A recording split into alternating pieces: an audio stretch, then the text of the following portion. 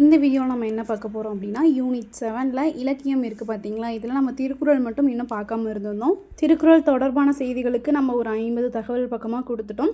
அது இல்லாமல் இந்த 20 அதிகாரங்கள் இருக்குது பார்த்தீங்களா. இந்த 20 அதிகாரங்களை நான் ஸ்கூல் புக்கில் இருக்கிறது அந்த ஸ்கூல் புக்கில் இல்லாததை அவுட் சோர்ஸ் புக்கில் வந்து உங்களுக்கு கரெக்ட் பண்ணி கொடுத்துருக்கேன். அது மட்டும் இல்லாமல் கவர்மெண்ட் மெட்டீரியலில் கொஞ்சம் டீட்டெயில்ஸ் கொடுத்துருந்தாங்க, அதையும் சேர்த்து திருக்குறளுக்கு நான் கொடுத்துருக்கேன். ஓகேங்களா. அது இல்லாமல் நம்ம 14 கீழ்கணக்கு நூல்கள்லையும் கொஞ்சம் திருக்குறள் பற்றி படிச்சிருப்போம். ஸோ திருக்குறள் பற்றி எங்கே உங்களுக்கு கண்டென்ட் கிடைச்சாலுமே அதை ஒரு கிளான்ஸ் பார்த்துக்கோங்க. இது சிலபஸில் இருக்கிறத தெளிவாக படிச்சுக்கோங்க ஒவ்வொரு வார்த்தையும். ஏன்னா ப்ரீவியஸ் இயரில் எப்படி கொஷின்ஸ் கேட்டிருக்காங்க அப்படிங்கிறத நீங்கள் ஒரு தடவை பார்த்தீங்க அப்படின்னா உங்களுக்கு புரியும். அதை பார்த்துட்டு நீங்கள் இதை படிச்சிங்க அப்படின்னா ஈஸியாக இருக்கும். திருக்குறளுக்கு மீனிங் புரியல அப்படின்னா சொல்லுங்கள், நம்ம திருக்குறள் மட்டும் பண்ணிக்கலாம். இதில் வந்து ஒரு சில டாபிக்ஸ் மட்டும்தான் நம்ம ஸ்கூல் புக்கில் இருக்குது, சரிங்களா. அது இல்லாததை நான் அவுட் சோர்ஸ் புக்கில் தான் கலெக்ட் பண்ணி கொடுத்துருக்கேன். அதையும் ஒரு தடவை நீங்கள் நல்லா படிச்சுக்கோங்க.